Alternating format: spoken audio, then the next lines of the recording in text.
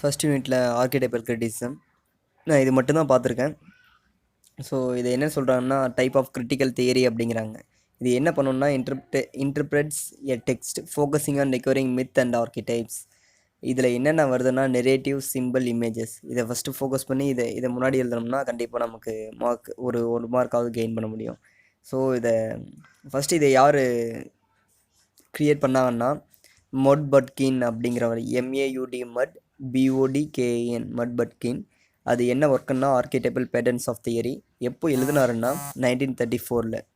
So இது எதை origin பண்ணுதுன்னா social anthropology and psycho analysis அப்படின்னு சொல்லிட்டு 2 விஷயத்த சொல்ல வருது.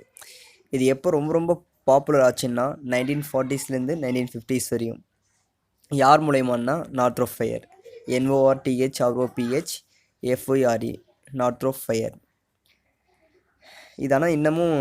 இதானால் அதிகமாக யூஸ் பண்ண முடியல. இதை வந்து எப்படின்னா லிட்ரேச்சரில் இந்த விஷயத்தை வந்து அதிகமாக யூஸ் பண்ண முடியல. மெயினாக it's still as placed in the tradition of literary studies. நம்ம இப்போ எப்படி நம்ம படிச்சுட்டு இருக்கோமோ, நம்ம எப்படி தேவைன்னா மட்டும் படிக்கிறோம் இல்லையா, அந்த ஒரு அனலைசிஸ்க்கு படிக்கிறோம் இல்லையா, அதே போல் தான் இதுவும் அப்படிங்கிறாங்க.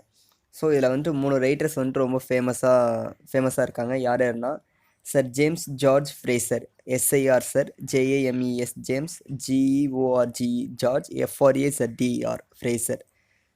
Next writer curl Gustav junk, CARL curl, GUSTAV Gustav, JUNG junk. And third மூணாவதா நார்த்ரோஃபயர், NORTHROPFIRE fire. First sir James ஃப்ரேசரை பற்றி பார்ப்போம். இவர் வந்து ஸ்காட்டிஷ் ஆந்த்ரோபாலஜிஸ்ட். இவர் ஒரு புக்கு எழுதியிருக்காரு, ஒரு டெக்ஸ்ட் எழுதியிருக்காரு. என்னென்னா த கோல்டன் பக். எப்போலேருந்து எப்போ வரையும்னா 1890 to 1915 வரையும். இது மெயினாக ஃபஸ்ட்டு எதை இன்ஃப்ளூயன்ஸ் பண்ணுதுன்னா டெக்ஸ்ட்டை தான். கோல்டன் பக்கில் வந்துட்டு என்ன சொல்ல வராங்கன்னா ப்ரிமிட்டிவ் ரிலிஜியன் அண்டு மாடர்ன் ரிலிஜியனை பற்றி சொல்கிறாங்க. மெயினாக இது ரெண்டு இதை வந்துட்டு ஃபோக்கஸ் பண்ணும். Death and rebirth and season and vegetation. Death வந்துட்டு எதை மென்ஷன் பண்ணுதுன்னா ஹார்வெஸ்ட், அதாவது வெஜிடேஷனை மென்ஷன் பண்ணுது. ரீபர்த் எதை மென்ஷன் பண்ணுதுன்னா ஸ்ப்ரிங், அதாவது சீசனை மென்ஷன் பண்ணுது. இதுக்கு எக்ஸாம்பிளாக என்ன சொல்கிறாருன்னா ஒரு க்ரீக் மித்லேருந்து எடுத்திருக்காரு இவர். பெர்சிஃபோன், அதாவது ஆல்ரெடி இந்த ஸ்டோரி வந்துட்டு சார் சொல்லியிருக்காரு. பெர்சிஃபோன் வந்துட்டு அண்டர்வேர்ல்டில் இருக்காங்க. அதை அண்டர்வேர்ல்டில் யார் டேக்கன் பண்ணிட்டு போகிறதுனா ஹேட்ஸ். பெர்சிஃபோனுக்கு ஸ்பெல்லிங் என்னென்னா PERSIPHONE, Persephone. And Hades, HADES Hades. பெர்சிஃபோனோட மதர் வந்துட்டு டெமெட்டர், DEMETER டெமெட்டர். இவங்க வந்துட்டு இவங்களை யாருன்னு சொல்லுவாங்கன்னா காடஸ் ஆஃப் த ஹார்வெஸ்ட் அப்படின்வாங்க. ஸோ இந்த அண்டர்வேர்ல்டில் இவங்க இருக்கிறத வந்துட்டு இதை வின்டராக கன்சிடர் பண்ணிப்பாங்க. அண்டு இவங்களுக்கு மெயினாக என்னென்னா 12 பொமோகிரனேட் சீட்ஸ் வந்துட்டு கொடுத்துருப்பாங்க. ஸோ 6 சீட்ஸ் வந்துட்டு அண்டர் கிரவுண்டில் இருக்கும்போது வந்துட்டு கொடுப்பாங்க. அது யார் கொடுக்கறதுன்னா ஹேட்ஸ் கொடுப்பாங்க. யார் கொடுத்து அனுப்புறதுன்னா டெமிட்டர் வந்து கொடுத்து அனுப்புவாங்க போல். ஸோ இதை வந்துட்டு ஆட்டம் அண்ட் வின்டராக சொல்லியிருக்காங்க. ஸோ அடுத்த 6 மாதத்தை வந்துட்டு டெமிட்டர் கூட இருக்கிற மாதிரி, அதாவது இந்த உலகத்தில் பூமியில் இருக்கிற மாதிரி இதை வந்துட்டு ஸ்ப்ரிங் அண்ட் சம்மராக சொல்லியிருக்காங்க. ஸோ இதை ரீபர்த் அப்படிங்கிறாங்க. அவ்வளோதான் இதில் மெயின் கான்செப்ட்டு. அண்ட் இவங்க கார்ல் கஸ்டவ் ஜங்க். இதை ரொம்ப கிளியராக படிச்சுக்கோங்க. ஏன்னா நான் கடைசியாக நான் சொல்கிறதில்ல, இதோட இம்பார்ட்டன்ஸ் நான் சொல்கிறேன். நான் கார்ல் ஜங் கஸ்டவ், இவர் வந்துட்டு Swiss born founder. Deals with mythology and archetypes. Mythology பற்றியும் சொல்லி ஆர்கிடைப்ஸ் பற்றியும் யூஸ் பண்ணுறாரு. அனலிட்டிக்கல் சைக்காலஜி பற்றியும் சொல்கிறாரு.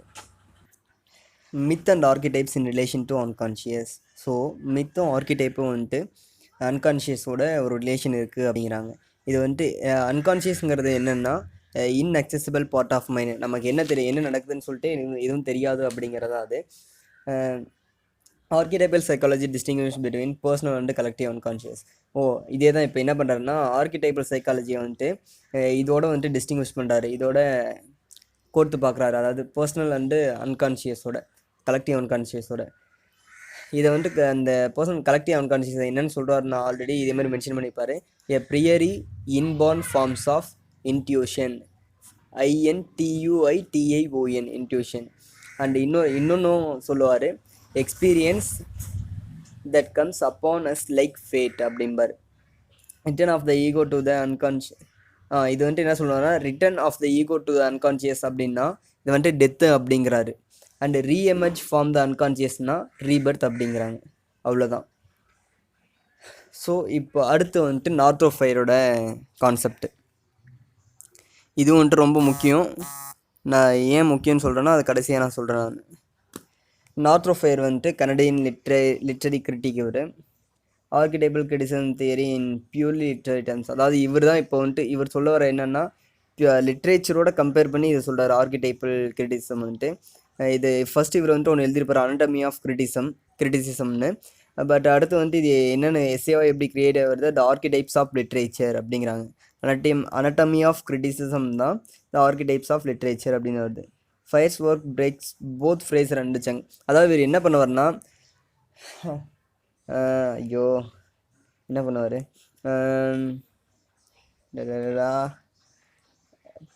ஃபயர் ஸோ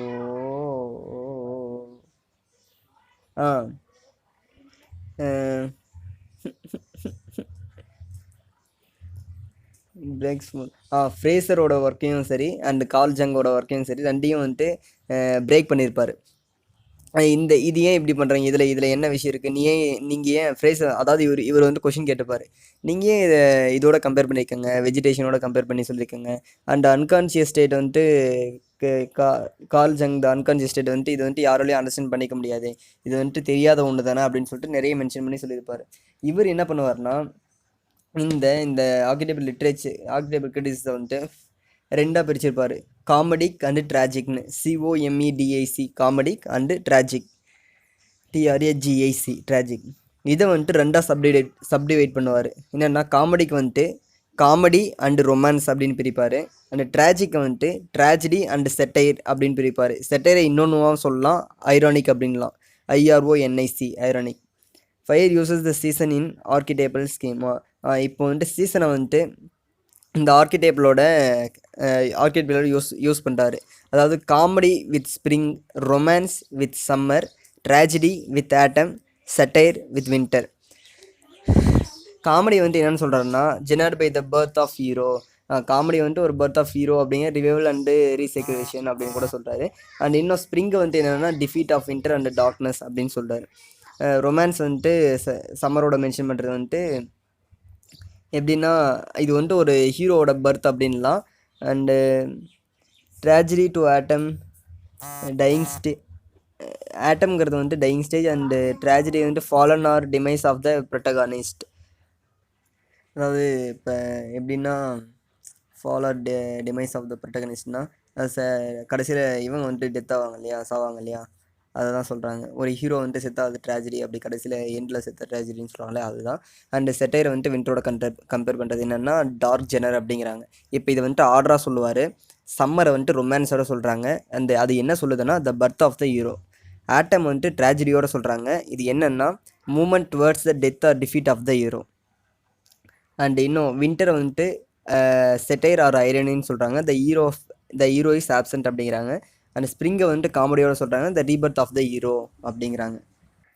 வின்டரை வந்துட்டு ஐரணி ஆர் செட்டைன்னு சொல்லுவாங்க. The hero is absent. ஏன் ஆப்சன்ட், அதாவது ஆப்சன்ட்னா இல்லை அப்படின்னு சொல்லலாம், காணும் அப்படின்ற மாதிரி அர்த்தம். ஸ்ப்ரிங்கு வந்துட்டு காமெடியோட பண்ணுறாரா, காமெடியோட மென்ஷன் பண்ணுறாரு. என்னென்னா த ரீபர்த் ஆஃப் த ஹீரோ அப்படிங்கிறாங்க. ஓகேவா? ஸோ இதை இன்னமும் என்ன பண்ணுவார்னா, ஃபயர் வந்துட்டு ஃபயர் அவுட்லைன்டு 5 டிஃப்ரெண்ட் ஸ்பியர்ஸ் இன் ஸ்கீமா அப்படின்னு சொல்லுவாங்க. இது இன்னும் ஒரு 5 டிஃப்ரெண்ட் ஸ்கீமாவில் வந்துட்டு ஐடென்டிஃபை பண்ணியிருப்பார். என்னென்னா human, animal, vegetation, mineral, water. இந்த 5ஓட மென்ஷன் பண்ணியிருப்பாங்க. இந்த 5ம் என்ன சொல்லுதுன்னா ஆக்சுவலாக எனக்கும் தெரியல. இந்த 5ஓட மென்ஷன் பண்ணியிருப்பாங்க, அவ்வளோதான். இந்த 5 மென்ஷன் பண்ணால் நம்ம போதும்.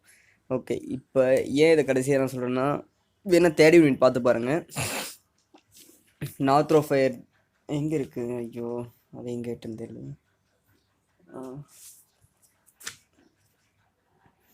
CG Jung the psychology and literature கேட்டிருக்காங்க. Northrop Frye the archetypes of literature. So நீங்கள் இதில் நார்த்ரோஃபயர்த்தையும் சரி அண்டு ஜங்கையும் சரி கண்டிப்பாக இந்த ஆர்கிடைபிள் கிரிட்டிசிசம் படித்தோம்னா ஈஸியாக எழுதிடலாம். யாராவது ஒருத்தர் கேட்டாங்கன்னா சைக்காலஜி அண்ட் லிட்ரேச்சர்னு கேட்டாங்கன்னா இதில் ஃபஸ்ட்டு ஆர்கிடைபிள் கிரிட்டிசிசம் அந்த முன்னாடி சொன்னதை எழுதிட்டு இந்த 3 பேர் இருக்காங்க,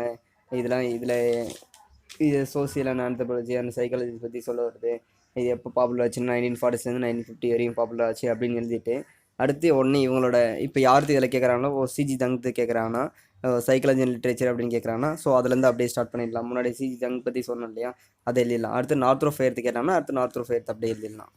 அவ்வளோதான் இது.